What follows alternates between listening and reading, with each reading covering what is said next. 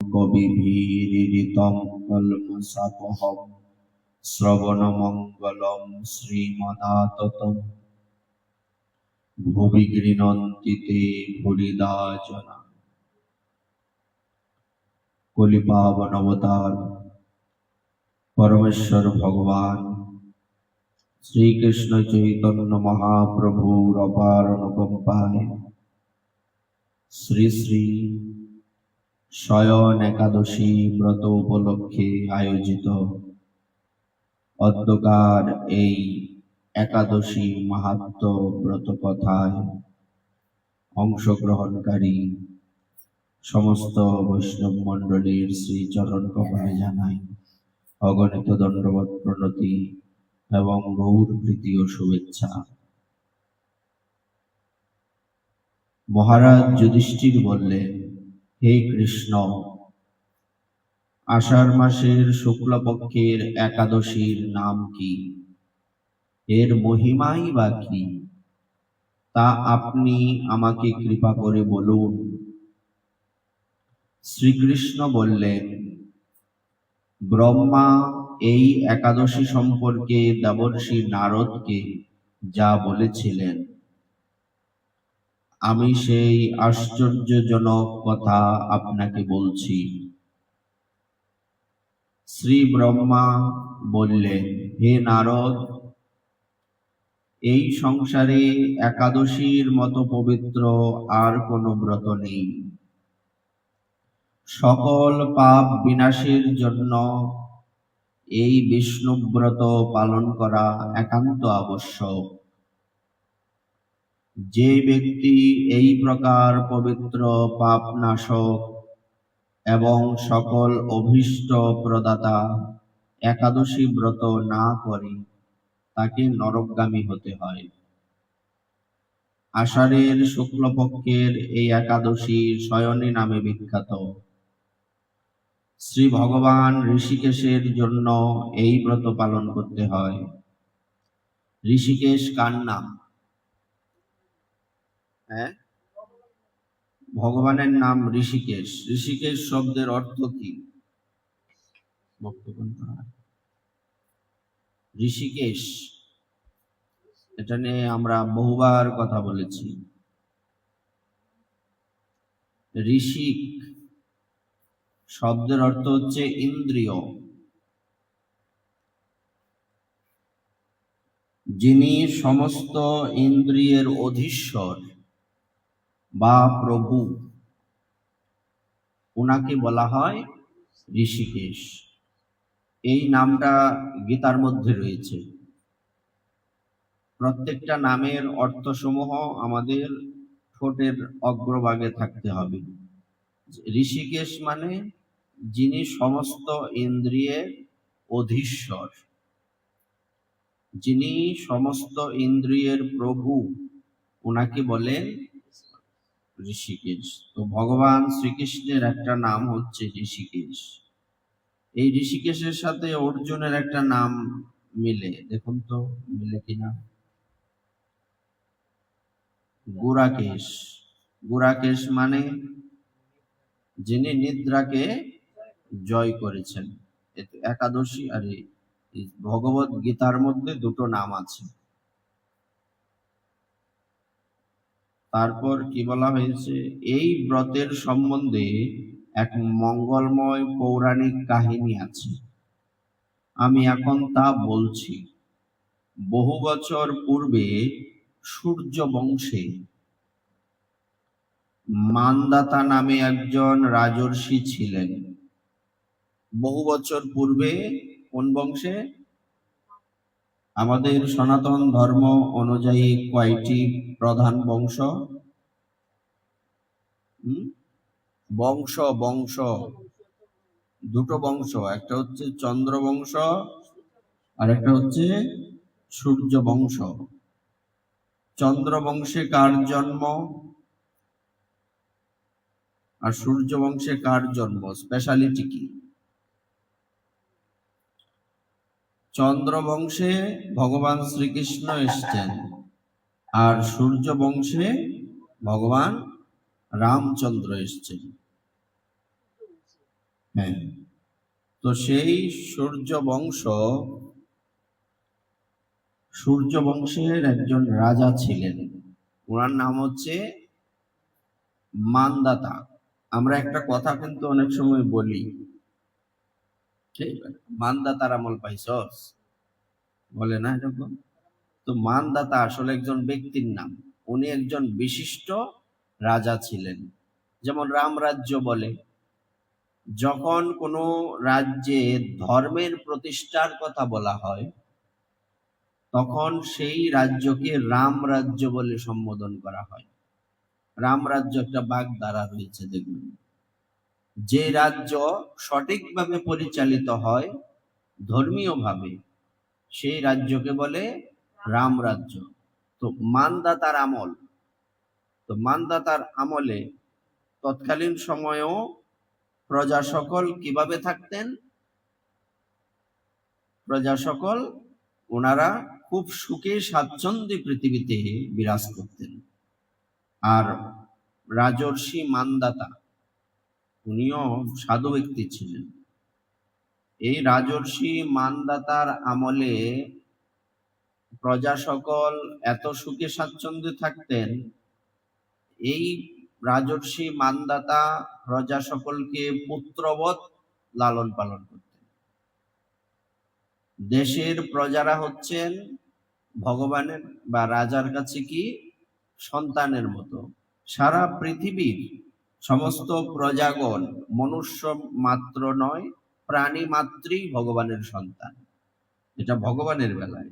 আর রাজার বেলায় সারা রাজ্যে যত সংখ্যক লোক রয়েছে প্রত্যেকটা প্রাণীকে যথাযথ মর্যাদা দেওয়া, তাদেরকে সন্তানবৎ পুত্রবৎ পালন করা, এটা হচ্ছে বিশিষ্ট রাজার বৈশিষ্ট্য, স্পেশাল। হ্যাঁ, সন্তানের মতো, এটা সংস্কৃত শব্দ, বাংলায় হচ্ছে সন্তানের মতো আর ইংরেজিতে হচ্ছে সন্তানবৎ। তারপর তিনি ছিলেন সত্য প্রতিজ্ঞ। আচ্ছা, এই মহর্ষি মানদাতার একজন পুত্র রয়েছেন যার কথাটা মোটামুটি আমরা অনেকে জানি যারা মহাভারত পড়েছি বা দেখেছি, মুচুকুন্দ রাজা। মুচুকুন্দ রাজার বিশেষত্ব কি? উনি কি কোথায় ছিলেন? ওনার মহাভারতে কি ভূমিকা? উনি দেবতাদের পক্ষ থেকে অসুরদের সাথে যুদ্ধ করেছিলেন। তখন দেবতাগণ ওনাকে বললেন, আপনি কি বর চান? ইনি তখন বললেন যে আমি বর কি চাইবো, আমি যুদ্ধ করতে করতে ক্লান্ত হয়ে গিয়েছি, সুতরাং আমি ঘুমাতে চাই। আমি আজকে যেহেতু শয়ন একাদশী, শয়নের সাথে ওনার ঘুমেরও একটা সম্বন্ধ রয়েছে। কখনো কখনো এই শয়ন কিন্তু আমাদের মতো ঘুম নয়। এই জন্য ভগবান শ্রীকৃষ্ণ কিন্তু একটা কথা বলেছিলেন অর্জুনকে, আপনারা সিরিয়ালে যা দেখেছেন। অর্জুন যখন জিজ্ঞাসা করলেন ঘটনা কি, যেখানে কাল যবন সুভদ্রা দেবীকে অপহরণ করলেন, খেয়াল আছে? মহাভারত সিরিয়ালে দেখিয়েছে, মহাভারতে আছে এটা। তখন সেখানে অর্জুন অনেক চেষ্টা করলেন কাল যবনের থেকে সুভদ্রা দেবীকে বাঁচাতে, কিন্তু উনি পারলেন না। সেখানে ভগবান শ্রীকৃষ্ণ এলেন,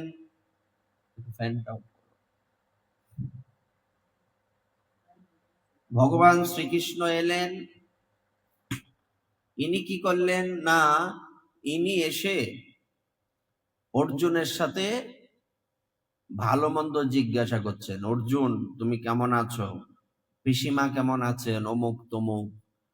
হ্যাঁ, তখন অর্জুন বলেছেন যে ভালো মন্দ কথা পরে হবে, আগে আপনি আপনার বোন সুভদ্রাকে রক্ষা করুন।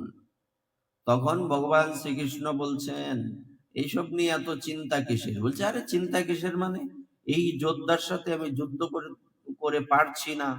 হ্যাঁ, আমি একজন বিশিষ্ট যোদ্ধা, আর আপনি বলছেন এটা পরে হবে।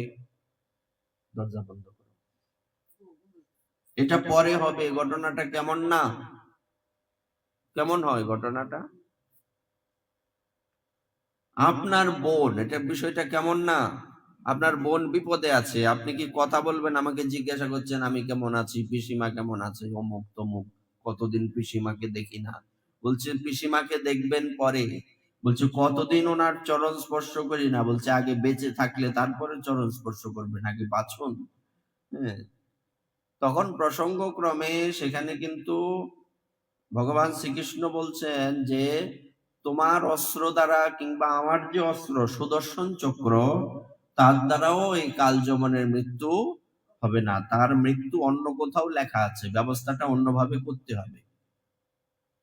তখন অর্জুন বললেন তাহলে তাড়াতাড়ি তাকে মারুন, সুভদ্রাকে রক্ষা করুন।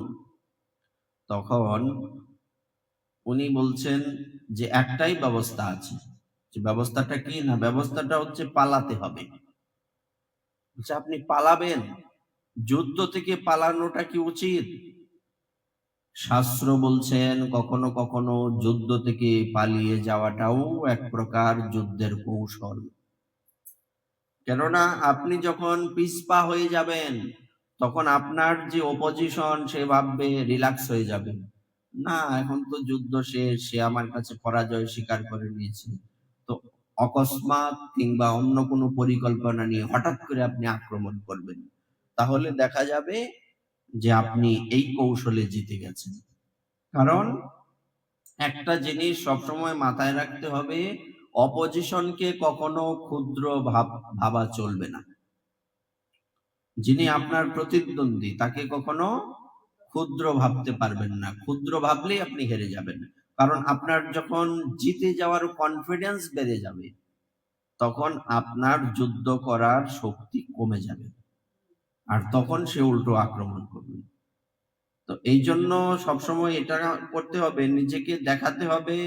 সবসময় নয়, কখনো কখনো এরকম পরিস্থিতি আসে যে দেখাতে হবে না আমি হেরে গেলাম বা আমি যুদ্ধে পারছি না। তো এটা যখন আপনি দেখাবেন, তখন অপোজিশন কি হবে, রিল্যাক্স হয়ে যাবে, সে স্বাভাবিক হয়ে যাবে, চোখ কান খোলা রাখবে না, হঠাৎ করে আপনি আক্রমণ করবেন। এটা হচ্ছে সিস্টেম। তো ভগবান শ্রীকৃষ্ণ এই প্লেনে এগিয়ে যাচ্ছেন, যেতে যেতে কালযবন ভাবছে পালাচ্ছে, নানান গালি দিচ্ছে, কাপুরুষ, যুদ্ধ করতে পারে না, এই কেন, সে লোকেরা তাকে বড় যোদ্ধা বলে, তাকে অনেক কিছু বলে, মূলত সে হচ্ছে কাপুরুষ, নানান কথা বলছে। আর ভগবান শ্রীকৃষ্ণ পালাচ্ছেন। অর্জুন বুঝতে পারছেন না যে ঘটনা কি। অর্জুনের মতো ব্যক্তি তো পালানোর কথা ভাবতেই পারেন না। যুদ্ধ থেকে পলায়ন করব, এটি কেমন কথা? তো দেখা গেল কি, ভগবান শ্রীকৃষ্ণ দৌড়াতে দৌড়াতে একটা পাহাড়ের গুহার মধ্যে প্রবিষ্ট হয়ে গেলেন। সেখানে প্রবিষ্ট হয়ে লুকিয়ে পড়লেন। তো ভিতরে প্রবেশ করেছে কালযবন, যে এখানে কোথায় লুকিয়ে আছে, দেখা গেল যে শুয়ে আছেন ভগবান। ভগবান শ্রীকৃষ্ণের প্রিয় রং কোনটা? উনি কি কালার পরেন বলুন? হলুদ, পীতবর্ণ, এজন্য পীতবাস বলে। আর রাধারানী সবসময় একই কালার পরেন এরকম নয়, এক এক বারে এক এক রকম পোশাকের শৃঙ্গার করানো হয়। কিন্তু বিশিষ্ট পোশাক, সবচেয়ে প্রিয় পোশাক হচ্ছে ভগবান শ্রীকৃষ্ণের কি বর্ণ? কেন? অন্য কোনো বর্ণ হতে পারত, উনি এটাই পরেন কেন? কারণ রাধারানীর বর্ণ হচ্ছে এটা। আর রাধারানীর প্রিয় প্রিয় বর্ণ কি? নীল বর্ণ। কেন? ভগবান শ্রীকৃষ্ণের রং হচ্ছে এটা। একে অপরের কালারকে মর্যাদা দিয়ে ভালোবেসে, ওই তার কথা মনে পড়বে, সেই জন্যই এই কালারটা ওনাদের নিজ নিজ জায়গা থেকে প্রিয়। তো ওই উত্তরীয়টা গায়ে দিয়ে উনি শুয়ে আছেন। কি কালার উত্তরীয়? পীতবর্ণ, হলুদ যাকে আমরা বলি, পীতবসন, পীতাম্বরধারী, শ্রব্বী সাক্ষাৎ মন্মথ মন্মথ, ভাগবত শ্লোক আছে। তো এই পীতাম্বরধারী উনি শুয়ে আছেন, তখন তৎক্ষণাৎ কালযবন কি করলো, সে গিয়ে ওখানে লাথি মারলো। লাথি মারার দুই তিনটা লাথি মারার সাথে সাথে উত্তরীয়টা সরিয়ে যে উঠে বসেছেন, এ তো কৃষ্ণ নয়, এ তো মুচুকুন্দ। কারণ ভগবান শ্রীকৃষ্ণ শুয়ে নেই এখানে, উনি ওনার গায়ের উত্তরীয়টা এই মুচুকুন্দের উপরে দিয়ে উনি অন্য কোথাও লুকিয়ে আছেন। তো এদিকে কি ঘটনা ঘটলো, কৃষ্ণ মনের উপরে যেই লাথি মেরেছে, মুহূর্তের মধ্যে মুচুকুন্দ উঠে চোখ খোলার সাথে সাথে কালযবন ভস্ম হয়ে গেছে। বলবার অর্থ হচ্ছে, দেবতাগণ বলেছিলেন যখন তোমার ঘুম কেউ ভাঙিয়ে দেবে, তখন সেখানে তৎক্ষণাৎ তার দৃষ্টি পড়ার সাথে সাথে সেই ব্যক্তির মৃত্যু হয়ে যাবে, সে ভস্ম হয়ে যাবে। দেখুন এবার দুয়ে দুয়ে চার মেলে কিনা। এই জন্য একে বলে যুদ্ধের পরিকল্পনা। এইবার প্রশ্ন হচ্ছে, এই ব্যক্তি ঘুমাচ্ছেন কেন? বলছে ইনি ঘুমাচ্ছেন না, ইনি ভজন করছেন। ঘুম আর ভজন এক নয়। দেখতে দেখা যাচ্ছে উনি ঘুমাচ্ছেন, উনি যে বলছেন যে আমি এখন বিশ্রামে যাব। শাস্ত্র বললেন যে সংসার হচ্ছে পরিশ্রম, সংসারের মধ্যে সারাদিন শ্রম করতে হয়, পরিশ্রম শ্রম দেওয়া লাগে। আর তপস্যা হচ্ছে একমাত্র বিশ্রাম। যখন মালাটা নিয়ে বসবেন, ভজনে বসবেন, ভগবানের সেবা করবেন, এটা হচ্ছে বিশ্রাম। আমরা নরমালি কি জানি বিশ্রাম কাকে বলে? ঘুমালে বিশ্রাম না। আমাদের শাস্ত্রীয় সিদ্ধান্ত অনুযায়ী আধ্যাত্মিক বিচারে বিশ্রাম হচ্ছে কি? ভজন করা। কারণ ভজনটাই বিশ্রাম। যেমন যে দ্রব্যগুলি ভগবানের সেবার সাথে যুক্ত, ধরুন আপনি বাজারে গেলেন, কোনো দ্রব্য কিনতে গেলেন, দ্রব্য কিনতে গিয়ে আপনি কি করলেন না, দ্রব্য কিনতে যখন গেলেন তখন আপনি হয়তো অনুভবী নন বলে বুঝতে পারছেন না। আলু বলছে এই আমাকে কিনে নিয়ে যাও, না কেন না, আলুর ইচ্ছে তো ভগবত সেবায় লাগবে। পটল বলছে, কিংবা যে কোনো সবজি বা যে কোনো চাল ডাল আটা ময়দা সুজি বলছে আমাকে কিনে নিয়ে যাও, গোবিন্দ সেবায় লাগবো। হ্যাঁ, প্রত্যেকটা দ্রব্যই হচ্ছে কি? চিন্ময়। যেমনি করে আপনি দেখুন, রান্না করেন, হাড়ি পাতিল হাতা খুন্তি এইসবও বলে যে আমাকে নাড়াচাড়া করো, আমাকে দিয়ে, আমাকে ফেলে রেখেছো কেন ভান্ডার ঘরে, আমাকে দিয়ে রান্না করো। তো এটা ওই দ্রব্যগুলি চায়। কেন চায়? বলছে এটা হচ্ছে তাদের ভজন।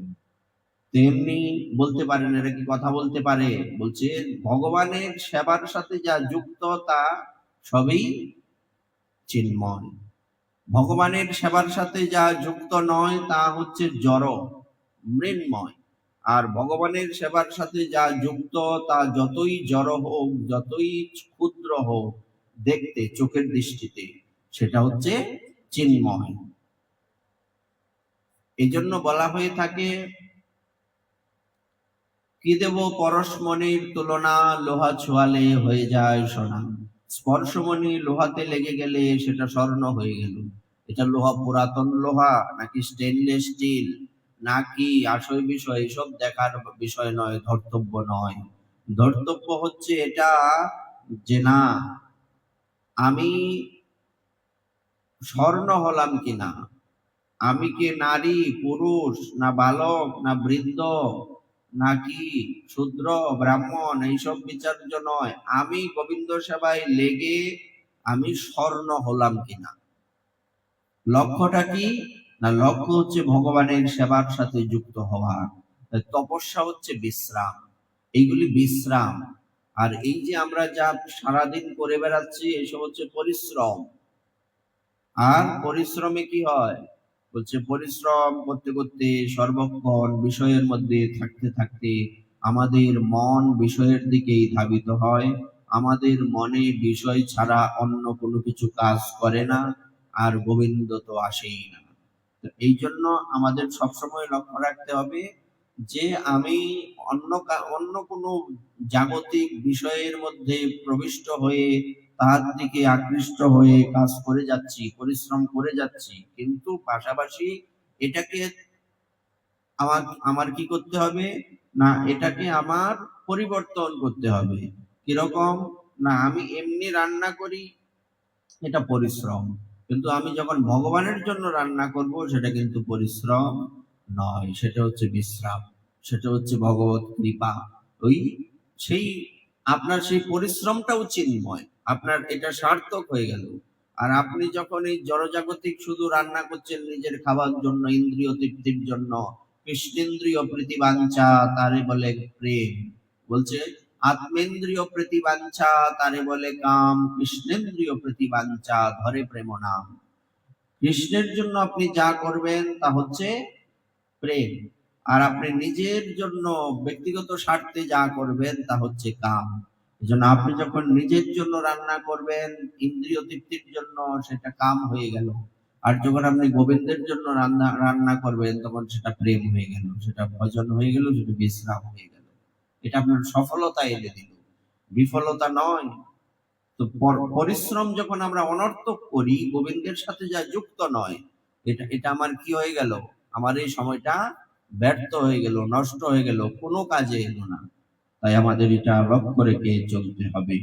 দেখুন এক কথার থেকে কত কথা চলে এলো। এই জন্য ভগবান শ্রীকৃষ্ণকে তখন মুচুকুন্দ বলছেন, মান্দাতার পুত্র, যে এটা কি হয়ে গেল।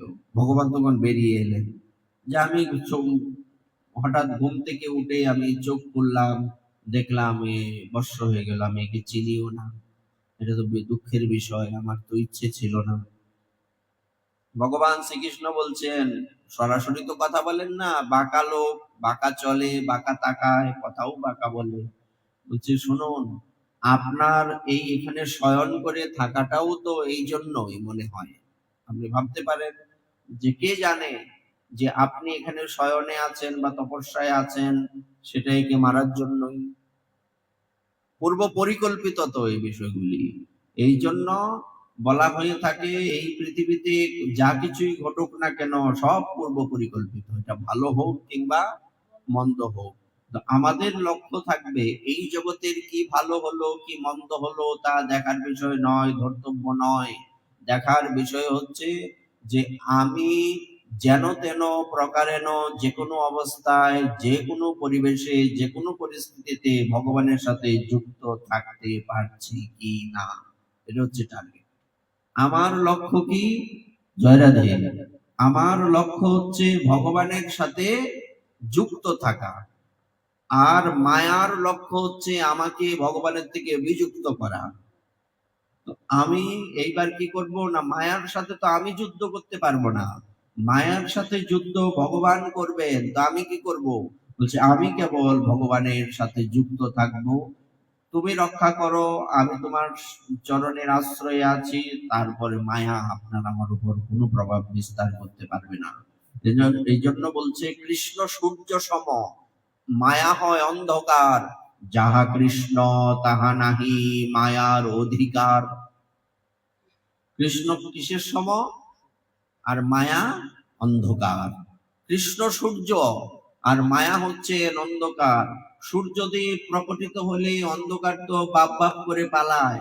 তো যেখানে কৃষ্ণ রয়েছেন, যেখানে কৃষ্ণ ভক্ত রয়েছেন, যেখানে কৃষ্ণের সাথে যুক্ত বিষয় সমূহ রয়েছে, যেখানে কৃষ্ণের সেবা, কৃষ্ণের ভজন, কৃষ্ণের পূজন অর্চনাদি, এই সাধু সেবা সাধু সঙ্গ আছে, ওখানে তো মায়া কোনো প্রভাব বিস্তার করতে পারবেই না। তো এই জন্য আমাদের লক্ষ্য থাকবে না কৃষ্ণের সাথে যুক্ত থাকা, মায়ার সাথে আমি যুদ্ধ করব না, কৃষ্ণই যুদ্ধ করবেন, আমি শুধু তার আশ্রয় থাকবো। না আমি তো পারবো না মায়ার সাথে, আমি আপনার চরণে আশ্রয় নিলাম, আর আপনি কি করবেন, না আপনি আমাকে রক্ষা করবেন। রক্ষা করুন না করুন তাতে কিচ্ছু এসে যায় না, আমাকে রক্ষা করলেও সই, না করলেও সই, কিন্তু আমার লক্ষ্য হচ্ছে আপনার সাথে যুক্ত থাকা, আমার লক্ষ্য হচ্ছে আপনার সেবা করা, আমার লক্ষ্য হচ্ছে আমি যত কষ্টেই থাকি, যত আনন্দেই থাকি, যত যে কোনো जिस देश में जिस वेश में परिवेश में रहो, রাধা রমন রাধা রমন রাধা রমন কহ। এই জন্য বলা হয়েছে যে কোনো বেশে, যে কোনো দেশে, যে কোনো পরিবেশে, যে কোনো পরিস্থিতিতে, যে কোনো পোশাকে, যে কোনো অবস্থায় আপনি থাকেন না কেন, গোবিন্দের নামকে ভুলে যাওয়া যাবে না, গোবিন্দের সেবা থেকে বঞ্চিত হওয়া যাবে না, যুক্ত থাকতে হবে। যুক্ত বৈরাগ্য, ফল্গু বৈরাগ্য নয়, মর্কট বৈরাগ্য নয়, বাদরের মতো বৈরাগ্য নয়। বাদর কি পোশাক পরে? হ্যাঁ, কিন্তু বাদর হচ্ছে কামী। পৃথিবীতে যত সংখ্যক প্রাণী রয়েছে তাদের মধ্যে কামীর মধ্যে সবচেয়ে যদি অগ্রগণ্য বলা হয়, অন্যতম বলা হয়, বাদরকে বলতে হবে। বানরের কামনা অত্যধিক, কিন্তু পোশাক পরে না। তেমনি আপনি ভেতর থেকে কামনা যুক্ত, কিন্তু বাইরে থেকে আপনি বৈরাগ্যবান নিজেকে দেখাচ্ছেন, প্রকাশ করছেন, একে বলে মর্কট বৈরাগ্য। এই জন্য মহাপ্রভু বলেছিলেন কাকে?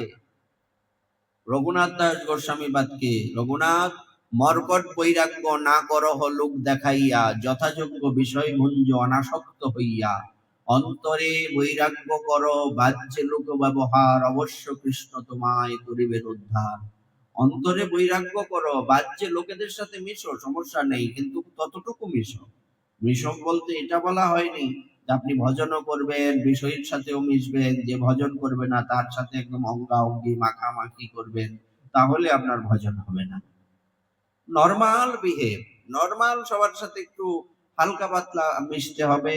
আর মানে সংসারে থাকতে গেলে তো অনেকের সাথে মিশতে হয়, কিন্তু সেটারও একটা দূরত্ব বজায়, করোনার মতো দূরত্ব বজায়, 3 ফিট জায়গা দূরত্ব বজায় রাখো, ভজন করে যাও, শুভ মঙ্গলমস্তু, তোমার মঙ্গল হবে। এই জন্য কি বলা হয়েছে? বাহ্যে লোক ব্যবহার, বাইরে দেখাও তুমি সবার সাথে মিশছো, কিন্তু অন্তর থেকে তুমি তো সবসময় গোবিন্দের সাথে হরে কৃষ্ণ হরে কৃষ্ণ, সব সময় রাধে রাধে, গৌর গৌর গৌর গৌর, নিতাই নিতাই নিতাই নিতাই, এইরকম ভাবে যখন যুক্ত হয়ে যাবে, একে বলে যুক্ত বৈরাগ্য। ফল্গু বৈরাগ্য কি? ফল্গু বৈরাগ্য কাকে বলে? ফল্গু নদী কোথায় আছে বলো? এই পিছনে, জয় রাধে। ফল্গু নদী কোথায় আছে? গয়াতে। যেখানে বালি খুঁড়লে কি পাওয়া যায়? জল পাওয়া যায়। বালির নিচে জল আছে। ফল্গু নদী। কেন ফল্গু নদী? দেখা যাচ্ছে বালি, কিন্তু নিচে জল আছে, একে বলছে ফল্গু বৈরাগ্য। দেখা যাচ্ছে সে ভজন করছে, কিন্তু ভজন হচ্ছে না, ভেতরে ঝামেলা আছে। এই জন্য ফল্গু বৈরাগ্য, মর্কট বৈরাগ্য করা যাবে না। কি বৈরাগ্য করতে হবে? যুক্ত বৈরাগ্য। এই জন্য তো ভগবদ গীতার প্রতিটা অধ্যায়ের নামের সাথে যোগ, যুক্ত বৈরাগ্য। বিযুক্ত হলে হবে না, হারিয়ে গেলে হবে না। আপনি কোথাও নৌকা দিয়ে যাচ্ছেন, হঠাৎ করে কোনো ঝড় চলে এলো, ঝড়ের মধ্যে হঠাৎ করে ওই নৌকা টৌকা ভেঙে টেঙে একটা অবস্থা খারাপ হয়ে গেল, আপনি তখন কি করবেন? সাঁতার জানলেই কি হবে? সমুদ্রের ন্যায় চতুর্দিকে জল, ঢেউ, স্রোত, আপনি তখন কি করবেন? একটা কাষ্ঠ খণ্ডকে ধরে রাখবেন, যুক্ত থাকবেন, যাতে ভেসে থাকতে পারেন। তারপরে স্রোত যেদিকে নিয়ে যায় যাক, আপনি তখন কি করা যাবে না? কি করা যাবে না? ঘাবড়ানো যাবে না। ওই কাষ্ঠ খণ্ডটাকে ধরে থাকতে হবে। এবার স্রোত নিয়ে যাক, হৃদয়টাকে শান্ত রাখতে হবে, হার্টবিট বাড়ানো যাবে না। তখন আপনি এখানে হার্ট ফিল করতে পারেন, হার্ট ফেল যাতে না হয়। তেমনি আমাদের লক্ষ্য হচ্ছে যুক্ত থাকা। এইবার যুক্ত থাকতে থাকতে থাকতে থাকতে এক সময় কি দেখা যাবে? এক সময় দেখবেন সেই এই অনুগত বাতাস, পবনদেব এমন বাতাস দিয়েছেন, স্রোত আপনার অনুকূলে চলে এসছে, তখন সে নিয়ে আপনাকে তীরে, নদীর প্রবাহে জইছে কাষ্ঠ লাগে তীরে। নদীর প্রবাহে, নদীর স্রোতের মধ্যে হঠাৎ করে আপনি বলতে পারবেন না, ভুল ক্রমে হোক, পরিবেশগত কারণে হোক, সময়ের কারণে হোক, সময় বড় শক্ত বিষয়। সময় কখনো আপনার পক্ষে যাবে, কখনো আপনার বিপক্ষে যাবে। তখন কখন কোথায় কিভাবে কি অবস্থায় যে আপনাকে নিয়ে ডাঙায় তুলে দেবে আপনি নিজেও জানেন না। হঠাৎ আপনি আশ্চর্য হবেন, আমার তো মৃত্যু হওয়ার কথা ছিল, আমি ডাঙায় কি করতে এসেছি, তাই নয় কি? তো আমাকে ওই কাষ্ঠখণ্ডটাকে ধরে থাকতে হবে, কোনো অস্থির হওয়া চলবে না, স্থির স্থির যুদ্ধে স্থির থাকতে, এটা একটা যুদ্ধ। তারপর দেখুন এই একটা কথার থেকে কতগুলি কথা চলে এসছে। এই জন্য ভজন করা, ভগবানের সাথে যুক্ত থাকা, বিযুক্ত হলেই বিপদ। ধরুন যুদ্ধ বিধ্বস্ত কোনো দেশ, যেখানে চতুর্দিকে গুলির শব্দ, বোমা, গুলি, এইসব, তো আপনি কি করবেন? আপনাকে শুধু গুলির যদি ব্যবস্থা হয় আপনি ঘরে থাকবেন, বোমা হলে তো ঘর শুদ্ধা ভেঙে চুরমার হয়ে যাবে, মরবেন। কিন্তু যদি বোমা হয়, বোমার থেকে বাঁচার ব্যবস্থাও আছে। সেটা দেখুন, যে দেশে অল টাইম যুদ্ধ হয়, যেমন ইসরায়েল কিংবা এইরকম সবসময় যুদ্ধ লেগে থাকে, ওই সব দেশের মধ্যে কিছু মাটির তলায় ঘর করা আছে, যেখানে বোমা মারলেও সেই ঘর ভাঙবে না, আন্ডারগ্রাউন্ড রয়েছে। এই জন্য দেখবেন প্রতিদিন যুদ্ধ হচ্ছে, মাসের পর মাস যুদ্ধ হচ্ছে, লোক মারা যায় না কেন? যখন বোমা আসছে, মিসাইল আসছে, তখনই সাইরেন বেজে ওঠে।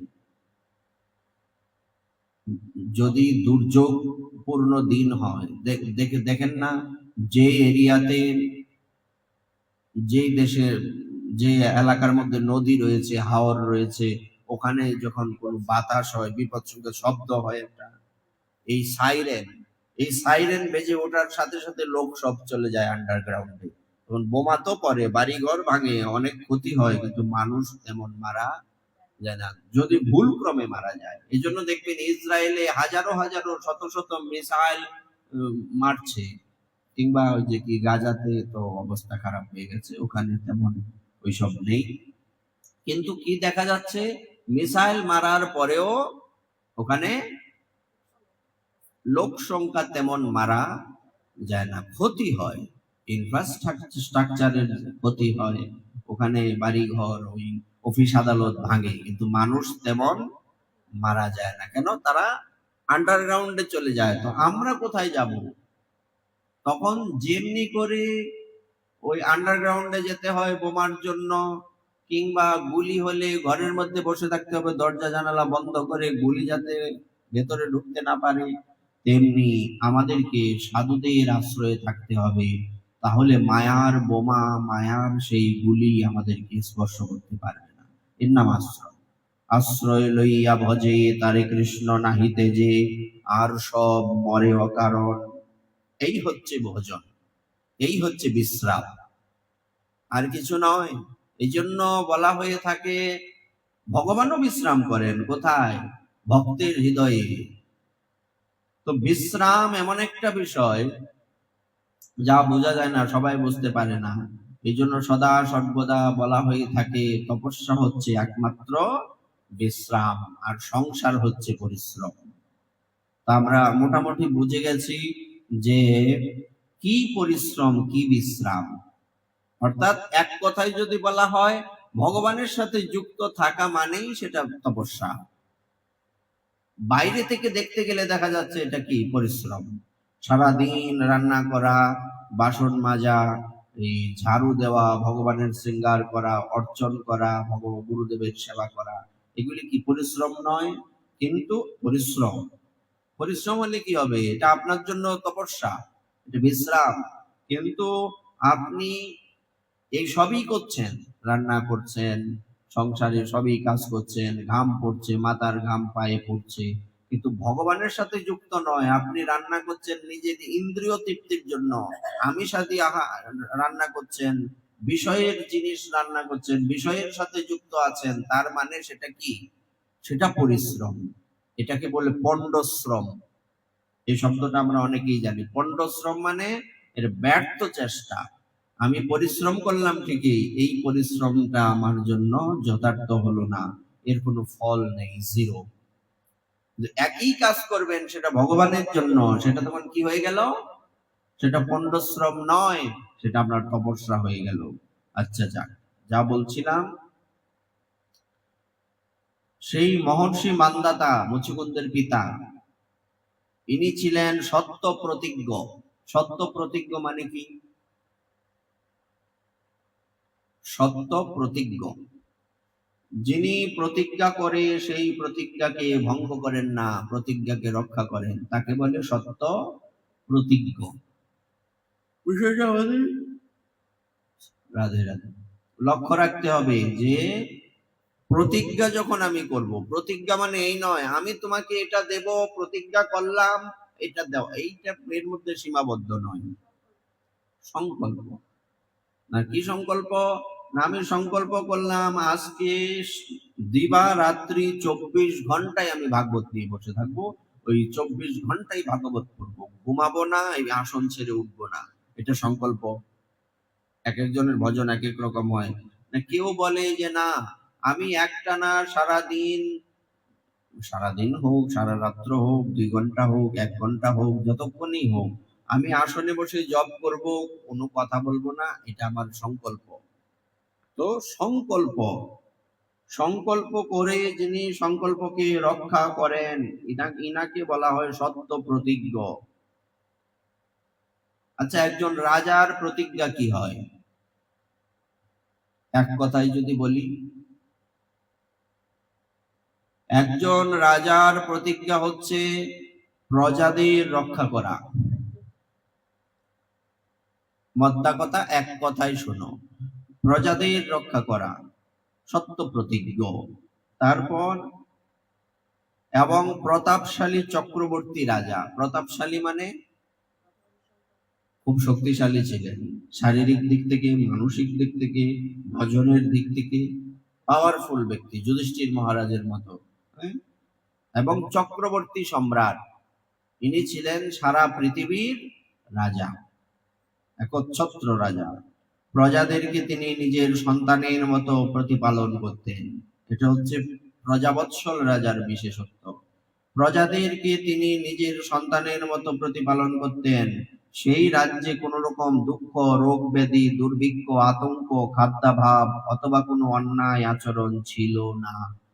প্রজাদের রক্ষা করার যে সূত্রগুলি রয়েছে সেগুলির মধ্যে কি দুঃখ ছিল না? কোথা থেকে দুঃখ থাকবে?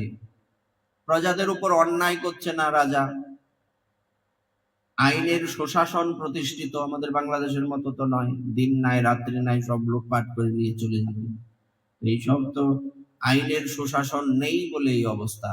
এটা এই সরকার আছে বলে এরকম নয়, আমাদের আগের সরকার থাকতেও তেমন একটা ভালো ছিল না, আরো ভালো হওয়া উচিত ছিল। অর্থাৎ বলার অর্থ হচ্ছে যে সরকারই আসুক আমাদেরকে বিপদে পড়তেই হয়, ঝামেলায় থাকতেই হয়। ভারতে কোনো আন্দোলন হচ্ছে, এটা আমাদের এই হিন্দুদের উপরে অবস্থা খারাপ। আমরা কি করলাম ভাই? বলছি কিছুই করার নাই, তোরাও হিন্দু এরাও হিন্দু, তো এদেরকে তো কিছু করতে পারছি না, তোকে কিছু করতে পারছি না, তোর বাড়ির লাউন ডগাটা ছিঁড়ে দিয়ে চলে যাব। হ্যাঁ, এই বিষয়টা এরকম। তো এই আইনের সুশাসন নেই। তো দেখুন, এই বাংলাদেশের সবচেয়ে শক্তিশালী হচ্ছে আমরা, কিন্তু আমরা এখন শক্তিশালী নই কেন? কারণ আইন নেই। যে দেশে আইন নেই, এখন আইন নেই মানে তোমাকে আমি মারবো তো মারবো। ঘটনা এরকম, এক ছোট্ট মেষ, মেষ মানে ভেড়া, ভেড়া জল খাচ্ছে, উপর থেকে বাঘ বলছে এই তোকে আমি খাবো, বলছে আমি ছোট মানুষ, মানুষ তো না, আমি একটা ছোট পশু, আমাকে আপনি খাবেন কেন? বলছে, এবার বাঘ ভাবছে কি করে তাকে খাওয়া যায়, সিস্টেম তো একটা বের করতে হবে, কারণ নিরীহকে মারাটা, আমিও বনের রাজা হওয়া তো উচিত নয়, এই কাজটা ঠিক নয়। বলছে একটা কি তার দোষ খুঁজে বের করা যায়। বলছে তুই এখানে কি করছিস? বলছে আমি জল খাচ্ছি। চতুর্দিকে চেয়ে দেখলো ঠিকই তো আছে, সে তো কোনো ভুল করছে না, এই জলে তার অধিকার আছে। শোন, তোর দাদা এখানে জল ঘোলা করেছিল, ওই জন্য তোকে আমি খাবো। মানে উদ্দেশ্য হচ্ছে দোষ বের করা। হ্যাঁ, তো এই রকম অবস্থায় আমরা আছি। নতুবা যদি আইনের সুশাসন থাকতো, আমাদের মতো শক্তিশালী পৃথিবীতে কোনো জাতি নেই। কেন? কারণ আমরা তো কারো ক্ষতি করি না, আমাদের কোনো সাহায্যেরও দরকার নেই, সরকারি সহায়তা গোল্লায় যাক, কোনো দরকার নেই, আমরাই চলতে পারি। আমরা সরকারকে টাকা দিয়ে চালাই। কেন? আমরা ট্যাক্স দেই না। কি, আমাদের সরকারের টাকার কোনো প্রয়োজন নেই। তো মূল বিষয়বস্তু হচ্ছে আমাদের আইনের সুশাসন নেই দেশে বলে আজকে আমাদের এই নিরীহ আমরা আমাদের থাকতে হচ্ছে। কারণ কে কখন এসে বলবে তোর দাদা ওই দিন কি করেছিল, বা হুট করে ওই যে ইন্ডিয়াতে কোনো ঝামেলা হচ্ছে, আরে ভাই ইন্ডিয়ার মানুষ ইন্ডিয়া, তা আমরা এখানে বাংলাদেশে তোমার কি ক্ষতি করলাম? বলছে এরা হিন্দু তোরাও হিন্দু, সুতরাং তোদেরই মারতে হবে। এই সমস্যা। তো এই সব ছিল না তৎকালীন সময়ে। এই জন্য এখানে যে দেখুন যেটা বলছিলাম, দুঃখ ছিল না, আইনের সুশাসন আছে, রোগ ব্যাধি ছিল না। আচ্ছা, আপনার যখন চিন্তা থাকবে না, আপনি যথাসময়ে খেতে পারবেন, যথাসময়ে আপনি নিয়ম কানুন মেনে চলতে পারছেন, কোনো চতুর্দিকে বুক ফুলিয়ে হাঁটতে পারছেন, আপনার রোগ হবে? তো রোগ হবে না। তো রোগ ব্যাধি ছিল না, দুর্ভিক্ষ ছিল না। দুর্ভিক্ষ কোথা থেকে আসবে? রাজা তো সুন্দর মতো দেশ পরিচালিত করছে, দুর্ভিক্ষ তো আসার কথা নয়। আতঙ্ক ছিল না, কিসের আতঙ্ক থাকবে? চোর ডাকাত থাকলে না আতঙ্ক থাকবে? খাদ্যাভাব, খাদ্যের অভাবও ছিল না, অথবা কোন রকম অন্যায় আচরণ ছিল না। কেউ কারোর সাথে কি দরকার, কারো অভাব নেই। লোক চুরি করে কেন? অভাবে। তো এই চুরি করার দরকারই পড়তো না, চোর ডাকাত কিছু নেই। এইভাবে বহুদিন অতিবাহিত হলো, কিন্তু এক সময় হঠাৎ দৈব দুর্বিপাকে ক্রমাগত 3 বছর সে রাজ্যে কোনো বৃষ্টি হয়নি। এখন তো জল আনার ব্যবস্থা আছে মেশিন টেশিন দিয়ে, কিন্তু দৈব দুর্বিপাকে কারো হাত নেই। কি নেই? কি হচ্ছে না ওখানে? 3 বছর যাবৎ বৃষ্টি হচ্ছে না। তৎকালীন সময় এরকম খরা হতো, হুট করে যেমন বন্যা হয়, বন্যা যেমন হতো, খরাও হতো। বছরের পর বছর বৃষ্টি হতো না। আমরা আরামে আছি, ভালো অবস্থায় আছি, খুব ভালো আছি বর্তমানে আমরা। তো কিন্তু দৈব দুর্বিপাকে হঠাৎ ক্রমাগত 3 বছর সে রাজ্যে কোনো বৃষ্টি হয়নি। দুর্ভিক্ষের ফলে সেখানে দেবতাদের উদ্দেশ্যে গান মন্ত্রের স্বাহা সধা ইত্যাদি শব্দ বন্ধ হয়ে গেল। যজ্ঞ কে করবে? কোথা থেকে করবে? মানুষ অভাবে মারা যাচ্ছে। এমনকি বেদ পাঠও ক্রমশ বন্ধ হয়ে গেল। কে করবে বেদ পাঠ? আগে শরীর সুস্থ, মন সুস্থ, পরিবেশ পরিস্থিতি ভালো, তবে আপনার ভজন করতে মন চাইবে, গ্রন্থ পড়তে মন চাইবে। শরীর ভালো নেই, মন ভালো নেই, পরিবেশ ভালো নেই, থরি আপনি গ্রন্থ করবেন? তখন প্রজারা রাজার কাছে এসে বলতে লাগলো, মহারাজ দয়া করে আমাদের কথা শুনুন। শাস্ত্রে জলকে নার বলা হয়, দন্ত নয়াকার বয়সন্নর, নার। আর সেই জলে ভগবানের অয়ন অর্থাৎ নিবাস, এই জন্য নারায়ণ, নারায়ণ। যিনি জলের মধ্যে বাস করেন তার নাম হচ্ছে নারায়ণ। জলে বাস করেন না, তাই ভগবানের এক নাম নারায়ণ।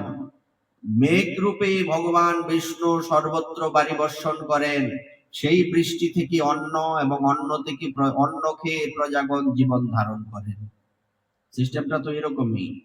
বিষ্ণু ভগবান বৃষ্টি দেন মেঘ রূপে। কেন? যজ্ঞের থেকে বৃষ্টি হয়, যজ্ঞ তো বন্ধ হয়ে গেছে। মেঘ রূপে ভগবান বিষ্ণু সর্বত্র পরিবর্ষণ করেন। বৃষ্টি থেকে কি হয়? বৃষ্টি হলেই তো সেখানে অন্নের জন্ম হবে, ফসল হবে ভালো, এবং অন্ন খেয়ে প্রজা সকল জীবন ধারণ করেন। এখন সেই অন্নের অভাবে প্রজারা ক্ষয়প্রাপ্ত হচ্ছে। অতএব হে মহারাজ, অতএব হে মহারাজ, আপনি এমন কোন উপায় অবলম্বন করুন যাতে আপনার রাজ্যের শান্তি এবং কল্যাণ সাধন হয়। কিছু একটা করুন, রক্ষা করুন মহারাজ, আমাদের বাঁচান। এইরকম। রাজা মান্ধাতা বললেন, তোমরা ঠিকই বলেছ। অন্ন থেকে প্রজার উদ্ভব, অন্ন থেকেই প্রজার পালন, তাই অন্নের অভাবে প্রজারা বিনষ্ট হয়। আবার রাজার দোষেও রাজ্য নষ্ট হয়। আমি নিজের বুদ্ধিতে আমার নিজের কোনো দোষ খুঁজে পাচ্ছি না। উনি বলছেন যে আমি খুঁজে বের করছি। দেখুন, বুদ্ধিমান ব্যক্তি কিন্তু আগে নিজের দোষ খুঁজবেন। বুদ্ধিমান ব্যক্তি কি ভাববেন, আমি কি দোষী কিনা আগে দেখতে হবে। অন্যের দোষ খোঁজার তার সময় নেই। উনি অনেক দিন ধরে ভাবছেন আমি কি এমন দোষ করলাম, আমার রাজ্যের প্রজাদের এই দুর্গতি, কি কারণ? একটা কজ তো বের করতে হবে, কারণটা কি? আমি অনেক চেষ্টা করে দোষ খুঁজে পাচ্ছি না, তবুও প্রজাদের কল্যাণের জন্য আমি আপ্রাণ চেষ্টা করব। তারপর রাজা ব্রহ্মাকে প্রণাম করে সৈন্য সহ বনে গমন করলেন। সেখানে প্রধান প্রধান ঋষিদের আশ্রমে ভ্রমণ করলেন। এইভাবে একদিন তিনি ব্রহ্মার পুত্র মহাতেজস্বী অঙ্গিরা ঋষির সাক্ষাৎ লাভ করলেন। অঙ্গিরা ঋষি তাকে দর্শন মাত্রই রাজা মহানন্দে ঋষির চরণ বন্দনা করলেন। মুনিবর তাকে আশীর্বাদ ও কুশল প্রশ্ন জিজ্ঞাসা করলেন। রাজা তখন তার বনে আগমনের কারণ সবিস্তারে ঋষির কাছে জানালেন। ঋষি অঙ্গিরা কিছু সময় ধ্যানস্থ থাকার পর বলতে লাগলেন, হে রাজন, এটি সত্য যুগ। এই যুগে সকল লোক বেদ পরায়ণ এবং ব্রাহ্মণ ছাড়া অন্য কেউ তপস্যা করে না। এই নিয়ম থাকা সত্ত্বেও এক শূদ্র এই রাজ্যে তপস্যা করছে। সত্যযুগের একটা বিশেষত্ব ছিল, তার এই অকার্যের জন্য এই রাজ্যের এই দুর্দশা। তাই তাকে হত্যা করলেই সকল দোষ দূর হবে। চিন্তা করুন, সত্যযুগের এটা বিশেষত্ব। আপাত দৃষ্টিতে মনে হতে পারে কি না, এটা তো এক প্রকার কি অন্যায়। এক লোক ভজন করছে, সে হোক শূদ্র হোক ব্রাহ্মণ, তাতে কি এসে যায়? তো সত্য যুগের এটা বিশেষত্ব ছিল। না না, তপস্যা করলে সমাজের ক্ষতি হতো। এই জন্য বলে না শূদ্রের বেদ পাঠ নিষিদ্ধ। এটার অনেকগুলি কারণ হয়। এটার কারণ হচ্ছে বেদ পাঠ তারাই করবে, তাদেরই করা উচিত যারা যথার্থভাবে পড়াশোনা করেছে। কারণ বেদের একটা অর্থ, একটা লাইন আপনি পড়লেন, আপনি বিভ্রান্ত হয়ে যাবেন। এটার কি অর্থ আপনি উল্টো পাল্টা ব্যাখ্যা করবেন, ও সমাজে যা হচ্ছে। যেমন ভাগবতের নামেও কিন্তু উল্টো পাল্টা এখন চলছে। এখন যথার্থ ভাগবত হচ্ছে না, ভাগবতের নামে কি হচ্ছে, শনিবারে এই করলে এই হবে, মঙ্গলবার। তুমি কি কামনা বাসনার জন্য ভাগবতে এসছো? ভাগবত মানে কি? ভাগবত হচ্ছে নিষ্কাম গ্রন্থ। ভাগবত হচ্ছে নির্মৎসরানাম সতাম বেদ্যম, বলছে একমাত্র নির্মৎসরদের জন্য ভাগবত। এই আপনার ওই কবিরাজি চিকিৎসা নয়, এ আপনার এখানে কোনো ওই যে ভাউতামি তাবিজ কবজের ব্যাপার না। কিন্তু এখন এটাই চলছে সমাজে, সেই পাঠগুলি ভাইরাল হচ্ছে। শনিবারে এই করলে এই হবে, মঙ্গলবারে কি দরকার ভাই? তোমার ভজনের বিষয় তুমি বলার নামে খবর নাই, তুমি শনি মঙ্গলবারে কি করতে হবে, মঙ্গল বুধ বৃহস্পতি এইসব নিয়ে ব্যস্ত থাকো। সুতরাং এইসব তাবিজ বেচা পাঠ সমাজে বর্তমানে খুব খাচ্ছে লোকেরা। কিন্তু আমাদের ভাগবতের এই মহিমা নয়। ভাগবতে শিক্ষা দিতে হবে যত নিজেকে গুটিয়ে আনা যায়, যত ত্যাগের মার্গে প্রবিষ্ট হওয়া যায়।